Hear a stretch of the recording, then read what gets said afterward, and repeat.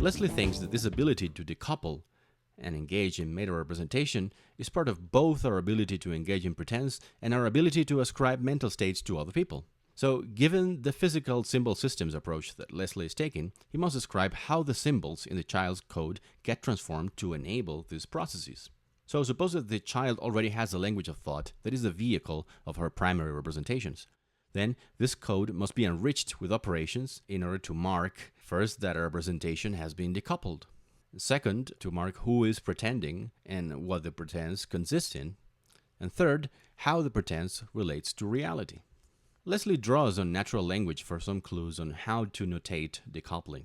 English, for instance, has a way of distinguishing direct reports of events from indirect reports of what other people say or think. For instance, in English, Al would say, "I'm seeing a fish." But you could signal your distance from Al's appalling ignorance by beginning the report with, "Al said that," as in two, or you could directly quote Al's words by enclosing his original utterance in quotation marks, as in three, for instance, if you were writing. So you could see the conjunction that, or the quotation marks, as devices that English speakers use for decoupling.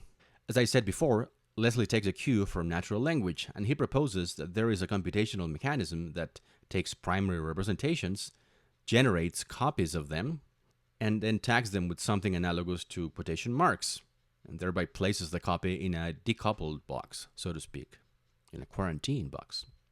So, primary representations in quotation are decoupled from their usual functions, and this allows them to feature in pretend play. And this decoupling mechanism, again, involves some sort of quotation device. So, switching examples, suppose that a child is pretending to drink from an empty glass. So the process begins with the primary representation that the glass is empty. This representation has a normal set of inputs and outputs. It usually arises in response to certain perceptions, memories, plans, inferences, etc., and usually leads to some other inferences, such as you can't drink from an empty glass, or that if you append an empty glass, no liquid will be spilled.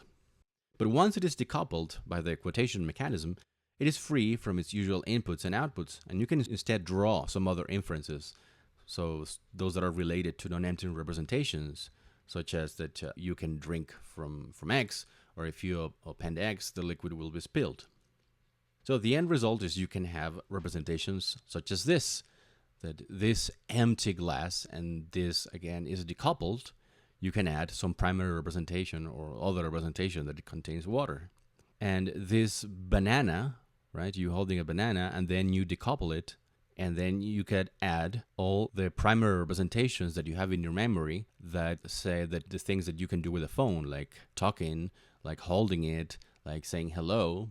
But remember that the child does not only have to handle its own pretense, but also needs a way to understanding pretense in others. That means that these decoupled representations must be incorporated into more complex representations that also indicate who is pretending. So the child might generate representations like this: I pretend that such and such glass is empty. Or grandma pretends that this is a banana. In fact, Leslie says that the child must be able to build expressions from three variables. So you have the representation is enriched with these components. One is the agent, this placeholder for who is doing the thinking, the pretending. So it could be oneself, the child, it could be mom, it could be grandma, it could be Al. The other is the informational relation involved. Is it pretend? Is it believe, want? Is it something else? And the third is the decoupled representation that's being used, which is this empty glass, a fish, this banana. Now, the ability, again, in Leslie's classical computational account, the ability to pretend is defined as the power to compute the relation pretend A, quotation EI, where A is a variable that ranges over agents, Al, self, mom, and E over representational expressions in the language of thought.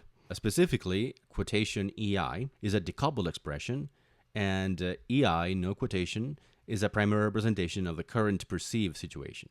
And so, according to Leslie, this is a fundamental ability in normal children, which, once having emerged, does not develop any further.